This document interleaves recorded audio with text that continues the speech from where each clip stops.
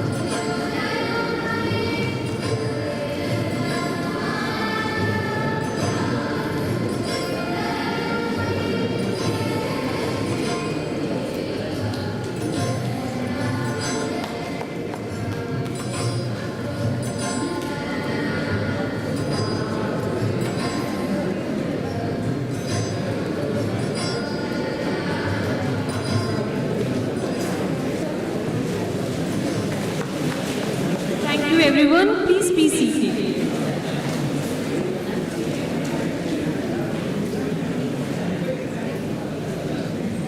The admiration of genius makes one aspire for excellence in life that creates a harvest so abundant. Due to busy schedule, Principal Sir couldn't attend this function. So, presiding over today's function, we have Dr. Shankar K.S., President of today's function. I now request Dr. Shankar K.S., HOD of Mechanical and Marine Department, to deliver a presidential address.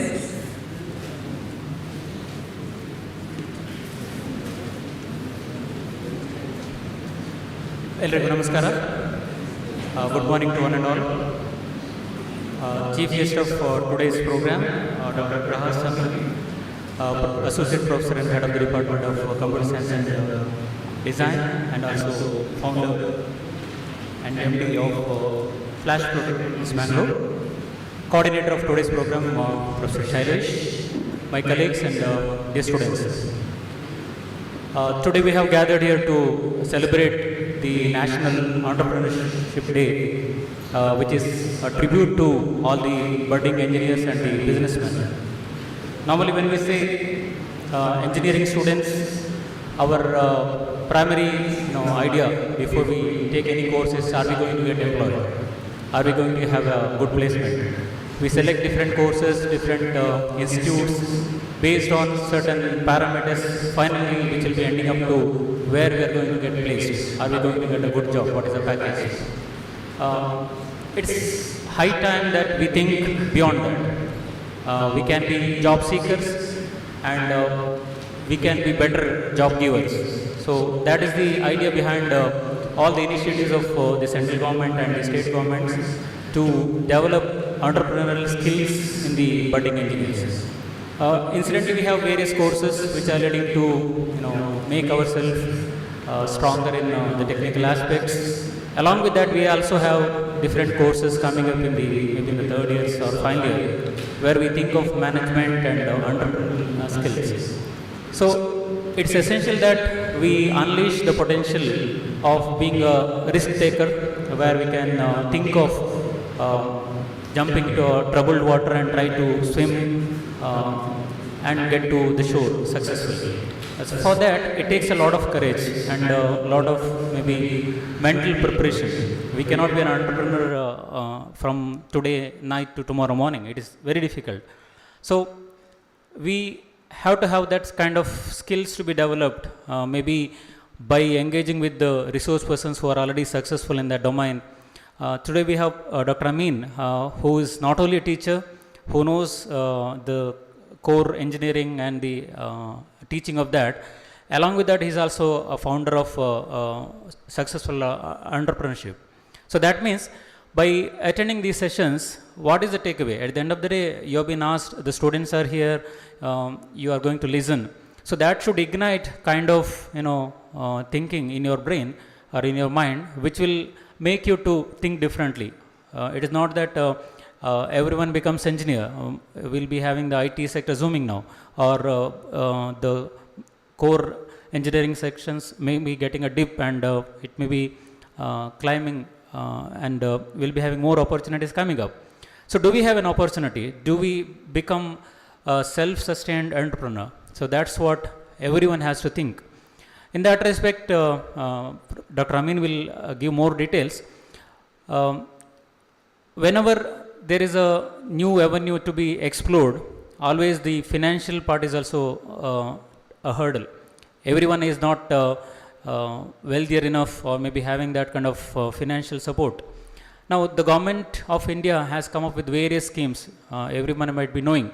It may be the Startup India initiatives or the startup scheme for any budding entrepreneur, or it can be the Mudra scheme where you can avail loan up to say 10 lakhs, or it can be the Stand Up India scheme wherein we'll be having the reserved, or maybe say the backward community people can take their initiatives, or maybe the women entrepreneurs.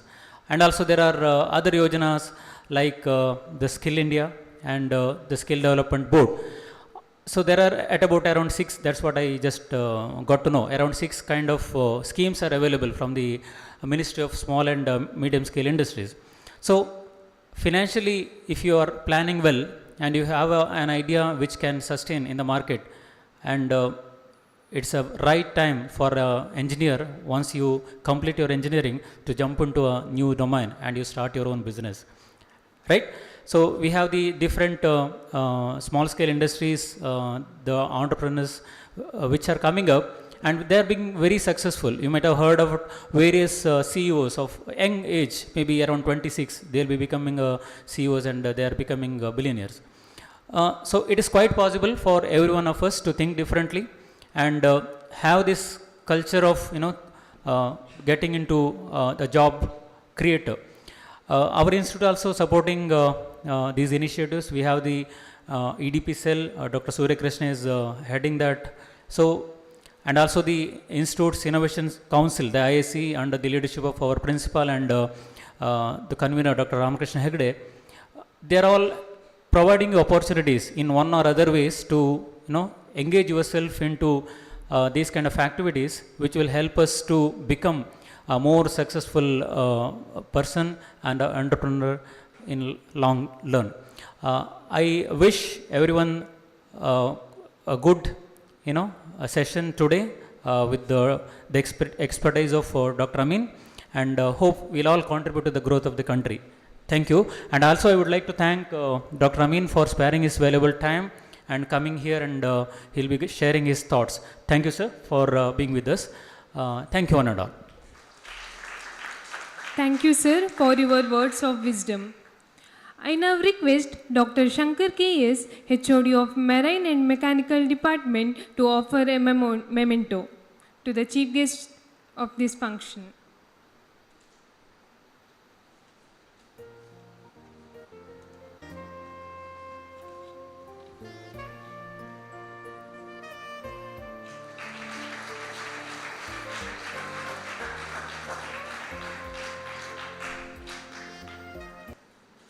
Great things happen to those who stop believing, trying, learning, and being grateful. I now call upon Mr. Rahul Suhas from 7th EC to deliver vote of thanks.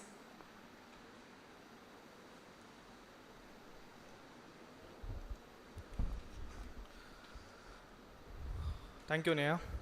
Gratitude has the power to transform ordinary days into moments of thanksgiving, routine jobs into joy, and everyday opportunities into blessings. On behalf of Institution's Innovation Council, I extend my warm greetings to the esteemed chief guest of today's function, and also to the president of today's function, Dr. Shankar KS. Also, in the absence of principal, I extend my heartfelt greetings to Honorable Principal. I am also grateful to Chief Guest Dr. Prahas Amin for sharing his knowledge and setting a standard high. My heartfelt thank to Mr. Shailesh Shetty, the coordinator of today's program, who has been a constant support to us. This event would not have been possible without meticulous planning and execution, and I am grateful to our dedicated team of professors for their hard work. Lastly, I want to thank all of my friends who have shown up in such overwhelming numbers. Your patience and cooperation are greatly appreciated. Thank you, everyone. Thank you, Rahul Suhas. Challenges are ahead, nurturers are behind, tending to create a beautiful garden where birds and blossoms bloom, diffusing their sweet fragrance for a while. Wishing you all a marvelous day. Now I request Dr. Prahas Amin to give a talk on career guidance. Please, sir.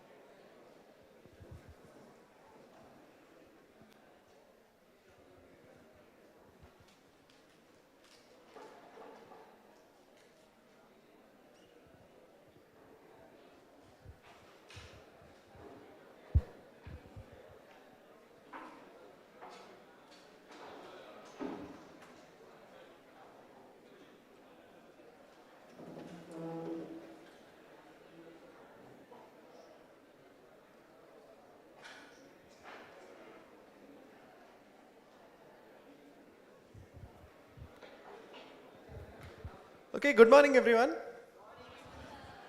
Yeah, so they've already introduced who I am. So my name is Dr. Prahas, and I am a researcher. I also teach, and at the same time, also got into entrepreneurship, started my own company, and also an astronomer on the side. Okay, so that's a little bit of brief about myself. So what I want to address today is regarding entrepreneurship. Just to give you a brief idea of what exactly is entrepreneurship and how you can come out with new ideas. What exactly do you mean by business models, and how you can evaluate your ideas, whether it's good or whether you can continue with that. So may not be the only way of doing things, but it's sort of like a rough roadmap, you could say. All right, so let's begin. So about my journey into entrepreneurship, I started incorporated the company on August 7th, 2018.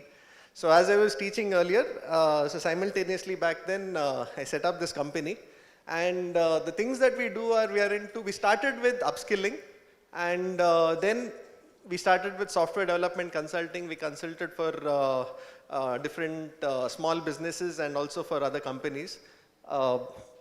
We also do a little bit of R&D, so we are into R&D in AI, in cognitive science, and also on some machine learning projects. And we also conduct some astronomy outreach events, like telescope building or some astrophotography events. And we also, basically we want to encourage astronomy to the upcoming generations and get them interested in looking up at the sky and seeing what are the wondrous things that are out there, okay? Because we don't know how much more longer we can actually do that, because there's something called light pollution. So, people need to get aware of that. And yeah, what we work on, we mainly work on machine learning, deep learning, computer vision projects. So we have human-machine interfaces for prosthetics, and also we work on development of web applications and website development and maintenance. And with respect to training, we have trained over 150 students till date. And we've also consulted for different organizations in different domains like embedded systems, for fintech companies, and also for, which involved blockchain and website development and inventory management. So different domains we have worked on. But what is today's agenda? So with all the experience that I've had so far, these are some of the things, probably what I should have known before I started the company, but what I got to know later during my journey. Okay, so this should give you a rough idea, what exactly it is getting into entrepreneurship. So agenda is to discuss what exactly is entrepreneurship, what are business ideas, what are business models, and how to evaluate an idea. So this is what I want to brief you about.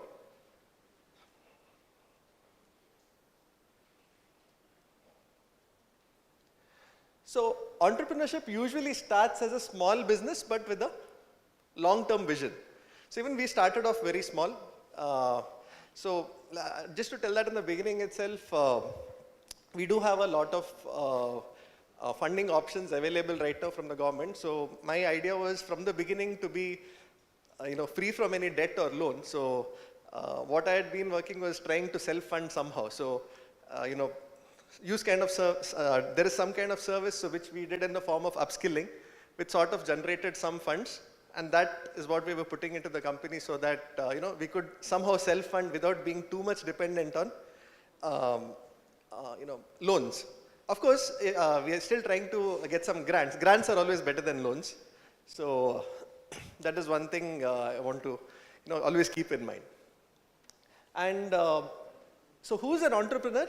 He is an individual who creates new businesses, bearing most of the risks and enjoying most of the rewards. So as Sir said, it's about getting into troubled waters. So I still remember the day I incorporated the company. I think probably 2-3 days before that, I was having a conversation over a drink with one of my friends, and he quoted the dialogue from Dark Knight Rises, basically. Take the leap without the rope. So if you know the reference, I think you know what scene it is. So that's the reference he gave, and that's the conversation we had 2-3 days before incorporating the company. And then somehow it happened. Okay, so let's begin. So what exactly are business ideas? So if you break down a business idea into sort of an equation, you could say that there is a subject, there is a problem or a benefit, and then there is a business model. Sort of like an equation if you get it. So what is the subject? Subject is who would be benefiting from this idea that you would be having? Who's going to be the benefited from that? Is it a group of people, other businesses? So it can be anyone. One thing to keep in mind is always pick a specific group. I'm telling this from my personal mistakes rather. Okay, so don't try to target everyone. Okay, you should always select a specific group. So that's what your business becomes. Okay, so for example, if I have to relate to one of our professors who's sitting here, if your target is to, if your business is aeronautical companies, then he's focusing on building rockets. So that's how it should be. And then we have the problem or the benefit. So what is the problem? Problem is you identify something that people are struggling with, a pain point, and you make a solution to fix that. So that's how you identify a problem and find a solution. The other way could be benefit. So you may find some value that you can add to a product or service, and people are willing to pay for it. Convenience. Best example could be Zomato. You have restaurant, you can go and get there. You can go and get the food from there. Zomato delivers it to you. So it's just like a benefit, convenience that it brings in. Then the business model. So this is the way in which you make money from the product or the service. So always have multiple business models just in case the first one doesn't work. If you've seen Kindle, have you seen Kindle? There are two options that you get. You can buy, or there is something called Kindle Unlimited, where it's something like a subscription model. So either you can go for the buying model or you can go for a subscription model. So there are different models like that, which I will brief you through few of them. What are the areas where you can innovate? So there are different areas you can apply your business idea on. So after getting all these ideas can be in different areas. So first could be procurement. So what do you mean by procurement? So basically where the product or the service comes from, the sourcing. Okay, and where did the raw material or the manpower comes from? So you could innovate something over there at the source or at the point of procurement. Then there's a product or a service, something that you're selling to the customer. Okay, it could be selling pizza, it could be selling, you could be giving tax advice, whatever it is. That is the product or service where you can do some form of innovation. Maybe automation is something you could think of. Okay, so that is where you can innovate in product or service. Then delivery. How does the product or service get to the customer? There you could do some kind of innovation. So for example, if I give you the example of individual tax advice. Now how is he going to deliver it to the people? He could have been doing it through mail, it could have been online via recordings, or it could be live meeting, something like Skype or Zoom. Then you have promotion. So what is promotion? How does a client find out about the product or service? So this is basically where your innovation would come in the field of marketing. So that's where you can innovate over there. So what's the marketing strategy? What are ad campaigns? Referral programs. So there are also a lot of technologies in use, so engineers play a role there as well. Or you can innovate in all the four areas. Okay, so what are the type of innovations you can do? So your innovation can be in these different ways. So first way could be in price. So price, obviously, the cost that the customers pay. So if you can solve a problem or deliver a service at a lesser price compared to what is already existing, that becomes a business opportunity for you. So this process innovation can obviously lead to what? So if you are bringing down the price there via your new business, it can bring down the price of products that are delivered to the customers. And delivering same product with higher price will increase the perception of quality. So this is applicable in the case of fashion or in terms of education. So let's say I prepare some content and regarding some topic, let's say AI. Okay, I write a book and let me keep it here for free. People would not really be buying that. Or rather, people would not be taking it thinking that there's no value. People would buy it if I actually charge something for it. So that's something, where you can, that's something, if you've been following, I don't know if you know, there's a JEE coaching guy named Physics Wala. So if you've seen his initial days, how he's worked, you can see there. He tried to sell his notes for free. People didn't buy it, charged $650, people bought it. So that's how, that's an innovation in terms of pricing. Convenience. So you can innovate, types of innovation can be in convenience, where ease of purchase. So where you save time and effort and there is reduced friction. Speed. How quickly can you deliver the value to the client? So that's where your delivery services come into picture. Amazon or Domino's, instead of buying, you have the delivery service. Quality. So improve individual characteristics that people use to judge if something is good or bad. So you can innovate in terms of quality.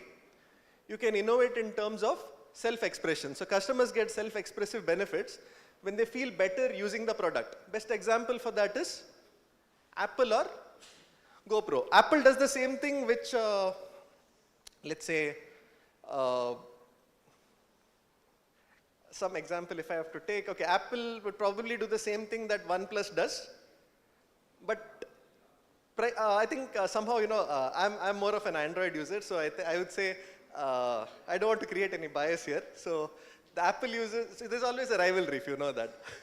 So Apple users, definitely, they keep telling that The camera is good. There's some feel-good factor about it. So that's something what, where self-expression comes into picture.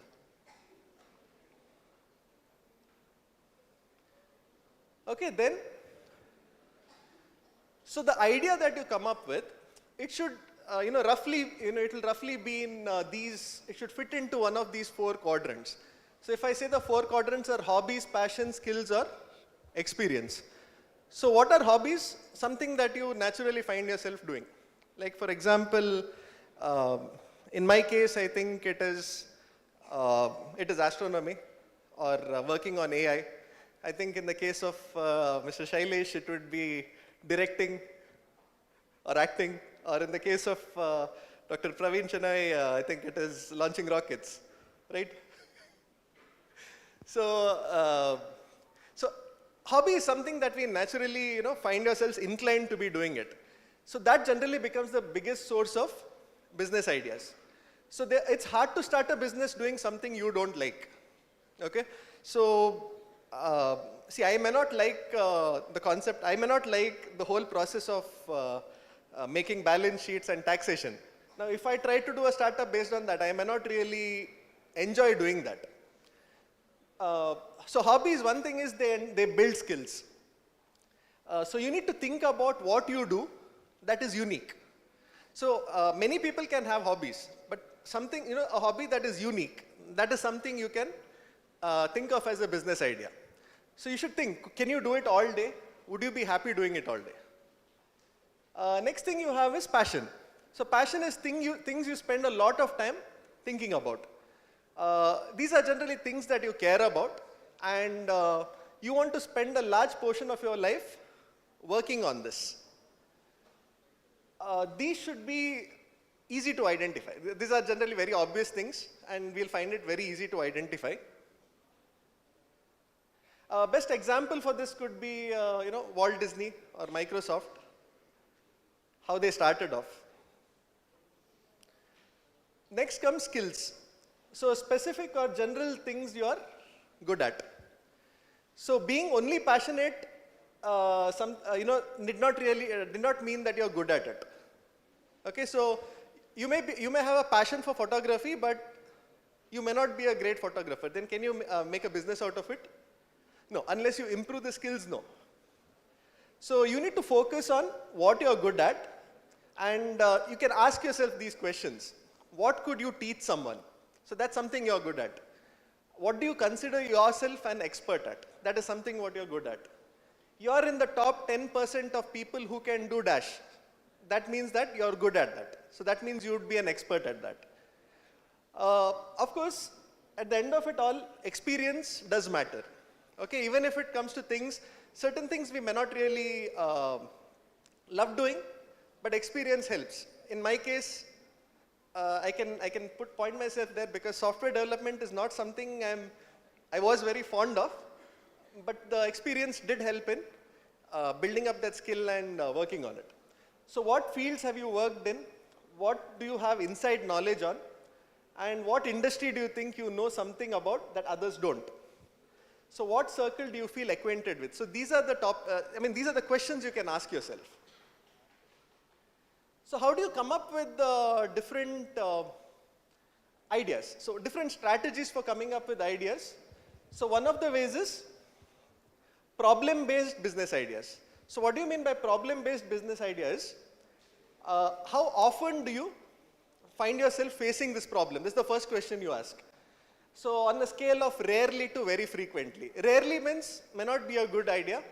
Frequently is something that can be addressed. Next question you ask is, how big of a deal is this problem? Is this a minor inconvenience or is it an apocalyptic problem? So it can vary from that. So example, if you take Uber. Now Uber is a problem of traveling, right? Commuting. Now is it an Avengers level problem? Do you need to call Tony Stark to fix it? No. It's a simple problem, but is it affecting a lot of people commuting? Travel may be affecting a lot of people. So for that, that's how Uber comes into picture. So it started as a carpooling service and then it got built up as an organization. So can I solve the problem is the next question you should ask, and is it worth solving the problem? So you should be able to solve and it should be worth solving. Okay? So you find a problem, you try to build a solution, and if other people also have this problem, then this problem will be a success generally. So also one more question you can identify there is it in the top 3 problems of your potential customers? So generally if it is not in the top 3 problems or top 5 problems, then it's something that people would not be interested in. It is always better to have a few people who would want it very much rather than a lot of people who are not that interested. Second type of business idea that you could identify is benefit based. So benefit based is when you can, when you ask yourself this question, wouldn't it be great if I could do so and so in such and such way? So if something costed less, wouldn't it be great if something costed less? Wouldn't it be great if something took lesser time? These are the questions that if you are able to ask, then that would mean that's a benefit based business idea. So if you can get excited about something, then others can too. So again, here also, on a scale of minor inconvenience to an Avengers level problem, you need to gauge what type of problem it is. Then, the third type of business idea would be imagining the future. So, probably the makers of Back to the Future, they had thought about it. So, a lot of things what would have seen in that movie are there at present. You have a hologram, you have VR glasses, you have hoverboards, but which are not really hovering, but they're named hoverboards. You have CGI of dead celebrities. You have thumbprints as keys. All these are already there in existence. Some of the things are flying cars, not yet. It was supposed to arrive in 2022 October, if I'm not mistaken, but that's not yet happened. So what great business in the future isn't being built today? That is how you think about it. What could be a great business in the future, but it isn't being built today?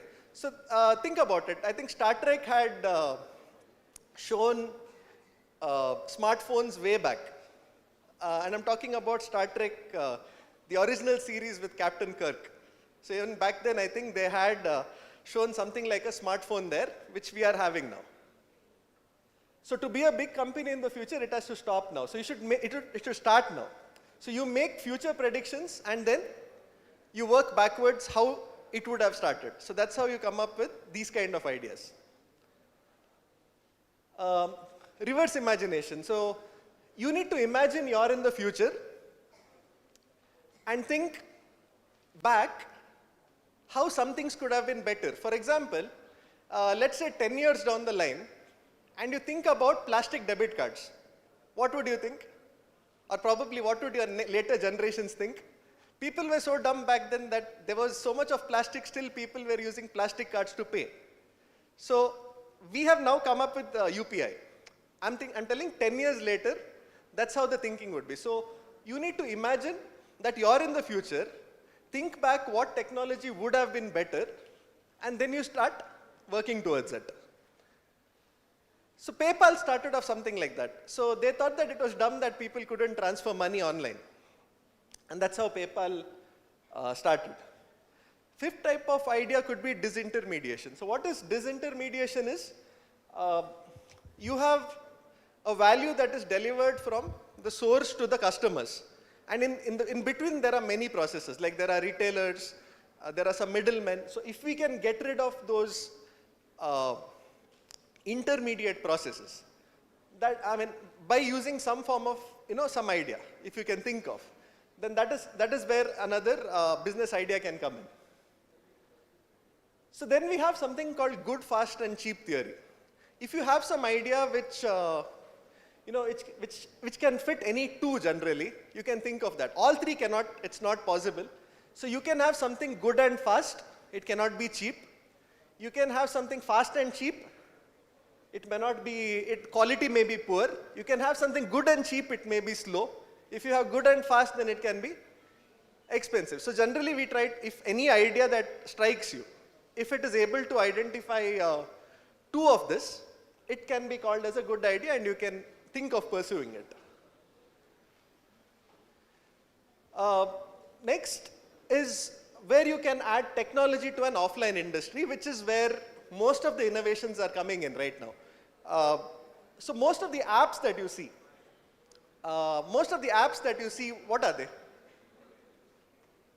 For example, let us take, how are people listening to music? I'll probably ask someone from my generation. So, how were you listening to music earlier? Yes. Yes.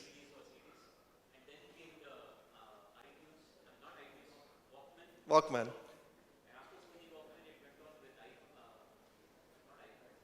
iPod.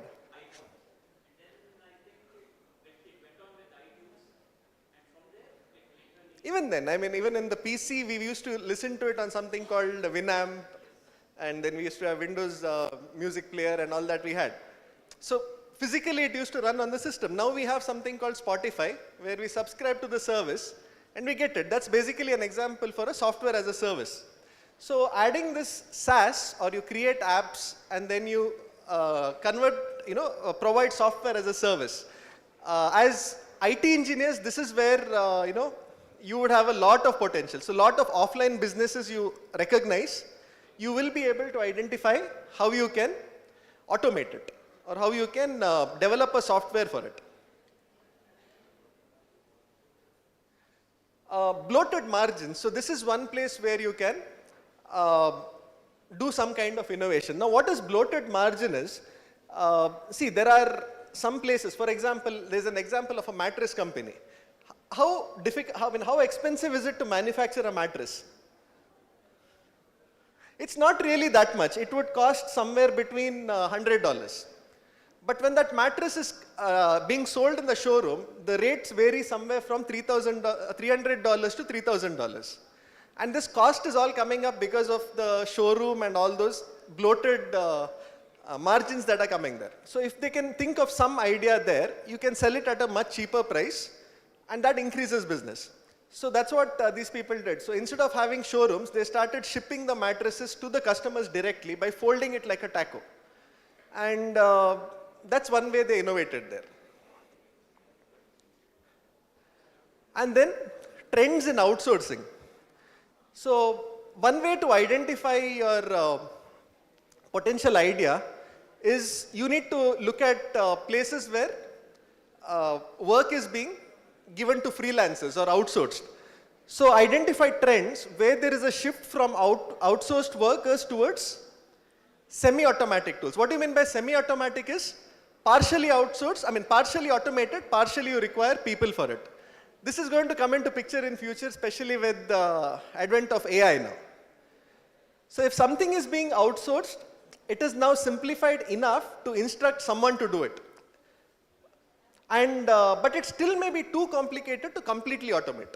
So what you do in that case, so you look at something like Upwork or freelancer website, and you scan the job posting. If some kind of requirement is being posted a lot, then that would mean these things can be automated, so that you can pick it up as a business idea.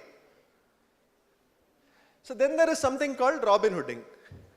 So Robin Hooding would be, I think the best example I can give is again what I mentioned earlier, Physics Wala, and what happened with Quota and Unacademy and Byju's. So basically the prices were really high.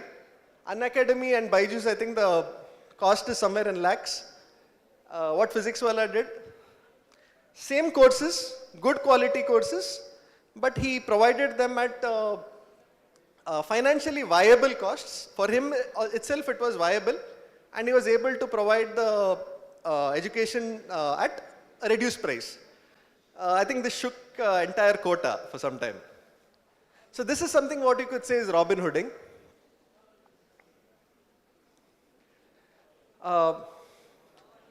And then I would say good idea, bad timing. So I think the best line to state this would be Howard Stark's statement, "I am limited by the technology of my time." So for example, there was a company called sudo.com. Okay? We have YouTube now.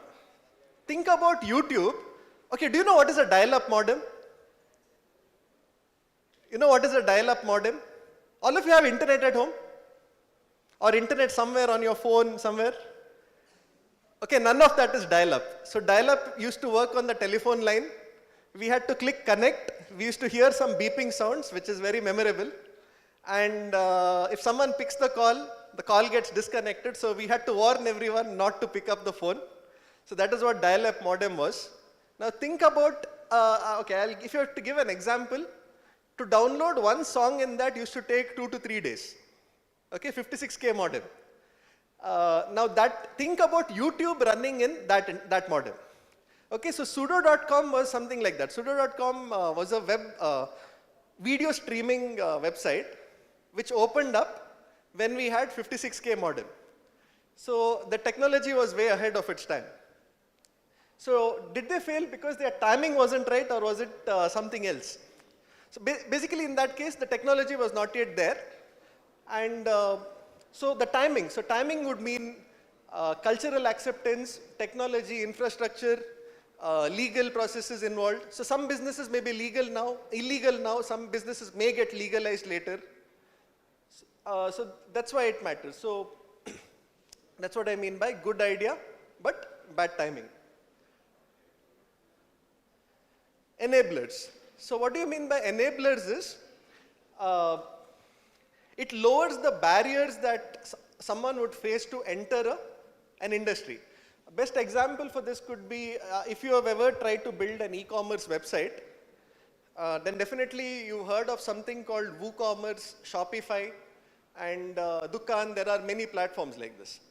So what they do is, they provide that as a service. They provide that platform as a service where you do not have to worry about building the entire marketplace or your backend and everything. All you do is, you select your themes, you run it, you decide what, install it, and everything runs. So you can basically, see, I've personally done it. I can basically build an e-commerce website. I can say you can build it within half an hour. Within half an hour, you can build it, configure it, add some items, and start your business. So that's how these enabler type businesses will be useful. So something like Magento, WooCommerce, Shopify, these are all these kind of businesses or platforms. Of course, each of them, as the convenience increases, the price goes up, but definitely it makes your work easy. And so you think that this idea is going to strike all of a sudden, like how it struck Archimedes, Eureka. So that generally doesn't happen. So all brilliant people have brilliant ideas, and they happen in a moment. Now this is good only for folklore and in movies. Okay, it's good for the dramatization part. Reality, that doesn't happen. Okay, everybody, so what would happen if you have this idea in mind, that your idea will strike all of a sudden and you'll set up a business. See, in movie what happens is you are limited by 2 to 3 hours. So in that 2 to 3 hours, they have to dramatize the whole thing. They would not go through the entire process of how people got an idea. I think if you think of the Facebook movie, Social Network, it's around 2.5 hours, so entire Facebook was set up in 2.5 hours. In that, in half an hour, he gets the idea, everything is done. But in reality, it takes a while, right? So the timeline, that won't be generally focused on in movies or in folklores. So what happens is, this leads to people waiting for the perfect idea without any active learning. And this doesn't help. So this leads to people thinking that some people have ideas and some don't.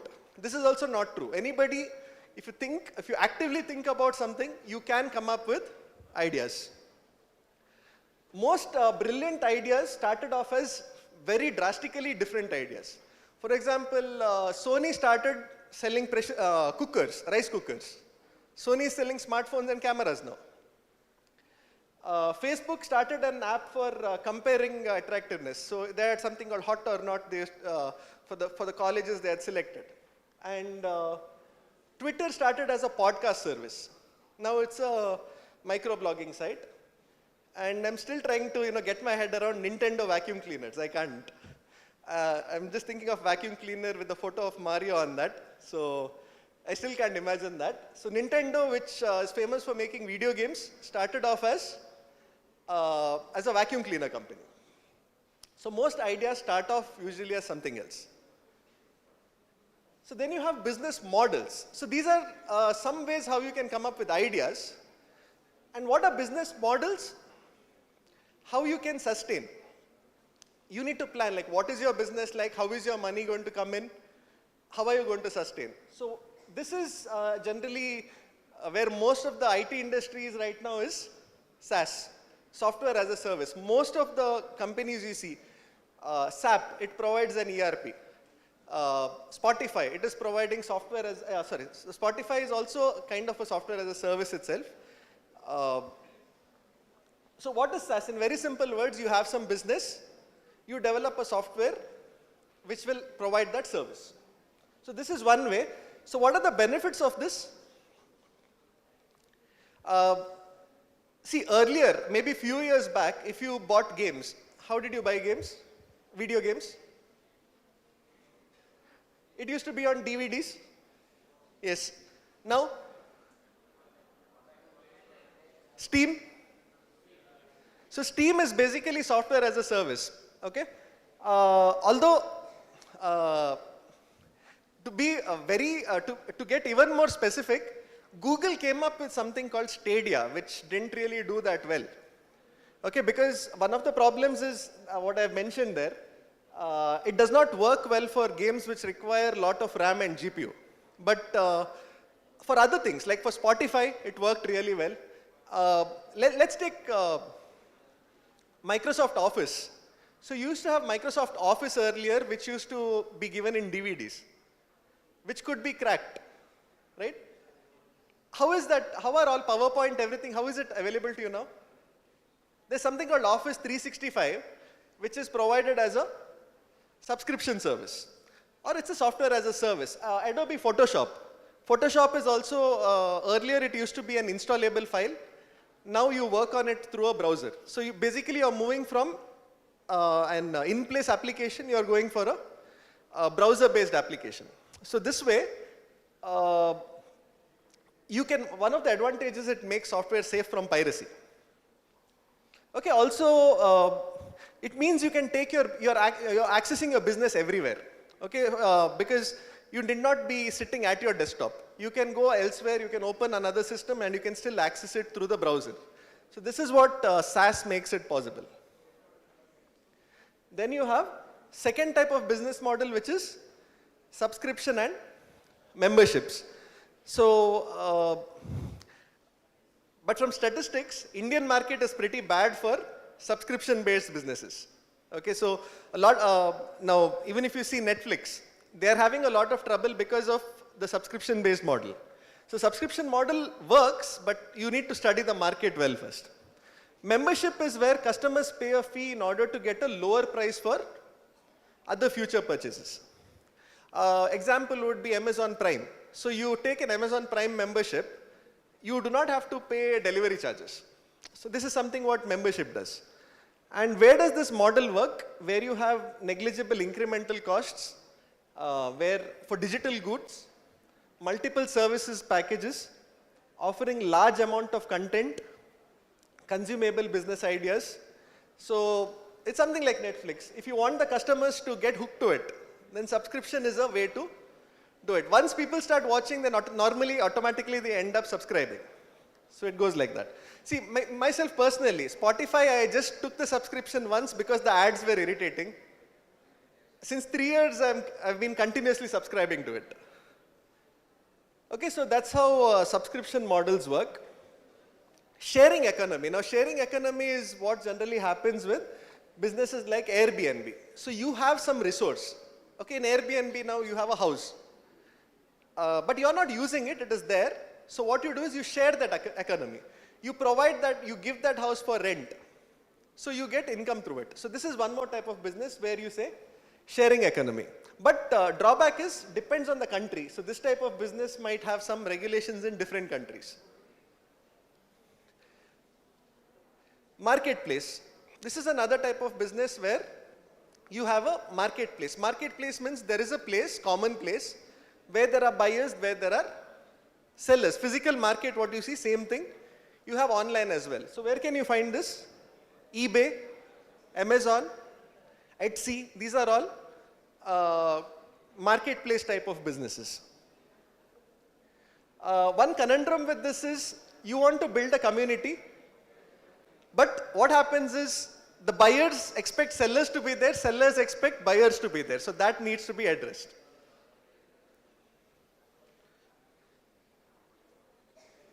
And the thing is, in this kind of businesses, you don't have to worry about marketing. Marketing will happen automatically. Then we have on-demand businesses. So on-demand business basically is something which brings convenience.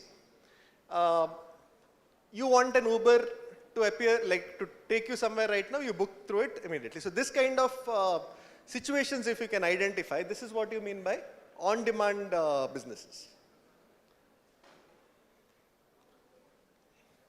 Direct to customers. So direct to customers would mean you would have innovated in doing some form of disintermediation there. Best example for this would be Dell. So as of now, I'm not sure whether Dell has any showrooms, but at one point of time, Dell did not have any showrooms. They used to sell, give the product direct to the customers. So that was what we call as DTC, or direct to customers.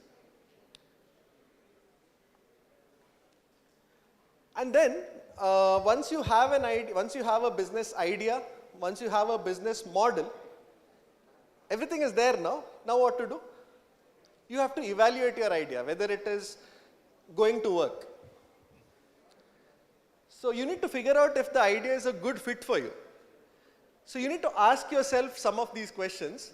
So could I do this every single day without losing interest? If this idea failed, will I still gain a valuable lesson and learn valuable skills? This is one question you need to ask yourself. Do I have a step-by-step plan to tackle my idea? If you know how to approach it, if you don't know how to approach it, then you probably don't have enough experience to address that problem. And it is always easier to stay motivated if you learn something from the venture, even if you fail. And your ability to execute on this idea matters a lot. That is, if you can't pursue an idea, then it's not an opportunity. You should be motivated to pursue that idea, always. Does the idea have an expiry date? And can you implement it within that time? If yes, then you can go ahead with it. If no, then you probably have to drop it. So these are some of the ways, some of the questions you can ask yourself to see if the idea is a good fit. Very important, next one, pain to payment. Okay? So pain is, what is pain? Any business idea that is going to solve a problem. So what is the problem? How big of a problem is it for the target customers? And how much pain are you relieving for them? So these are the things we consider when we consider the pain point. What about payment? When it comes to payment, how often are your target customers going to pay for this kind of service? How likely are the customers to pay you? And can they understand the value of the service? So these should sustain, right? So for that, the longevity of your business, so for that, what's going to happen to your market when you become successful? You need to have a vision for this. Are you building this on top of another platform? Like, for example, I told you an e-commerce business, you would build on top of WooCommerce or on top of Magento or Dukaan or Shopify. Now, what happens in these cases? I'll just give you an example. Dukaan, for example, is a platform where you can build an e-commerce website. And I think just last month, they suddenly hiked the price, which was free. Services, the price is still low, but what they did is they increased something called service charge by 4% in every transaction. Now that becomes expensive for customers. So you need to think, if you are running on a platform, then how can you still sustain? You need to have backup plans for this. How will your competitors react to you coming into the market? Example, how Kota reacted when PhysicsWallah came into the market. Lot of videos on YouTube, you can just go and see the whole drama that happened. And do you have something specific that others can't imitate? So something very unique you have, then you can work on that. Then validating your ideas. So what is validation? So validation is getting your idea to the point where you establish that there is a real demand for your product. How well can you visualize the process? The entire process, you should be able to have a vision for it. And the difficulty of validation process depends on the idea itself. So what is, just to give you an example, creating protein bars for people on diets. Now this process is very easy to validate. You create a new credit card technology. Is it easy to validate it? See, you may implement a very new technology, new methodology, everything you have done. But is it going to be easy to convince all the customers, that is all the business people, the banks, the government, and everyone you need to convince that your technology is better? So it is going to be hard to validate that kind of an idea. So there are two types. One way is easy to validate. Some businesses, some ideas are hard to validate. And then we have, you need to know if you have some unfair advantage. So just like that picture, you have Superman, you have Batman, and you have Flash. They're standing there for a running race, but who always has an unfair advantage? It's Batman. That's it. No matter who is running against, it's Batman. So Batman will always have a backup plan. He always has contingency. So it's always Batman who has an unfair advantage. So you need to figure out what is your unique quality. So you are an expert. Okay, you are an expert at something. Then it will be hard to match your knowledge in the field. Okay, that gives you that unfair advantage. Your dedication and availability. Now, for example, let me give you another example. I sit to do astrophotography. Every time that the sky is clear, there is no cloud, I sit to shoot the sky, I sit to look at the sky, and I'm there in my front yard till around 3 in the morning. Now, someone who's not interested in astronomy, if I ask them to do that, can they do that? They definitely won't be interested to do that. So that is what I mean by dedication and availability. So if you are passionate about it, you will be able to dedicate time and effort to it. First mover's advantage. So always someone who gets into the business first has an advantage. And flexibility. So now with all the startups, what do you think is an advantage? Can you tell what is the advantage startups have over big companies? Can you tell? See, is it easy for Google to change their entire main business? No. So that's why they say big companies are aircraft carriers. Why? Because it is easier to turn a small boat than an aircraft carrier. Okay? So startups usually have the flexibility. They have that advantage of doing course correction very easily. And what is the value of ideas? So one of the things, so now see, this is a place where me being an entrepreneur as well as a researcher as well as an academician, it's a conundrum for me. Okay, why? Your idea has no value by itself. Ideas are worthless if you don't do anything with them. We do a lot of research. Being in academics, we do a lot of research, and we focus a lot on publishing as well as patenting. If we put those patents into use, good. If we just hoard patents, which is happening many places, then is there any point to it? You are restricting development, you are restricting improvement of technology by just patent hoarding. And a lot of places, what happens is people are obsessed with patent hoarding. Okay, so the obsession with hiding their ideas. So ideas won't get better by just being in your head. There are agreements. But the thing is, we are so obsessed with making NDAs and focusing on the NDAs that we do not realize that someone will find a walk around it. So it's better to act on the idea than just focus on things like NDAs. Obsession with patents. Now the thing is, this is where our tricky point comes in. As an academician, if I come up with a new theory, I have to patent it or publish it rather. Now, what happens is patenting takes a lot of time. So being an entrepreneur, if you get too obsessed with patents, you'll spend a lot of time on patenting stuff and not doing anything. And ultimately, someone who wants to copy may still find a way to crack it. So it's always good to focus on execution and validation rather than worrying about some others having the same idea. And type of market. So type of market generally, they have two types of market they identify. One is red ocean and blue ocean. So what is red ocean is usually there are a lot of sharks, so there's a lot of blood there. So that is a lot of competition and well-established markets. Blue ocean, no sign of there being a market. It is exploratory and speculative. So both have their advantages.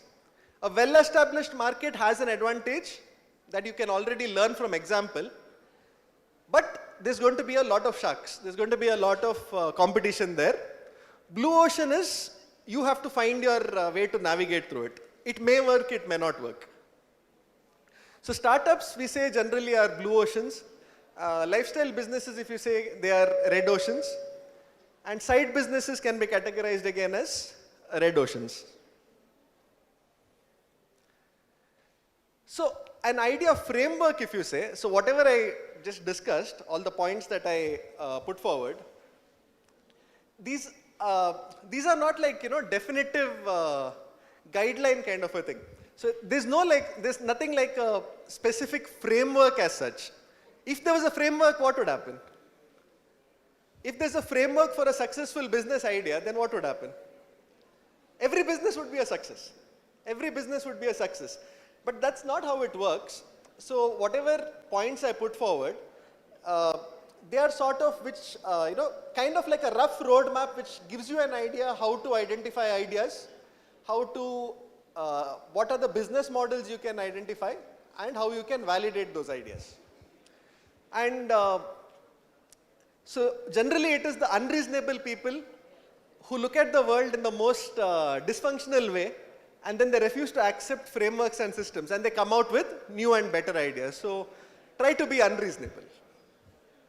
Okay? So that is what I wanted to share. Like from my experience, things I should have learned earlier.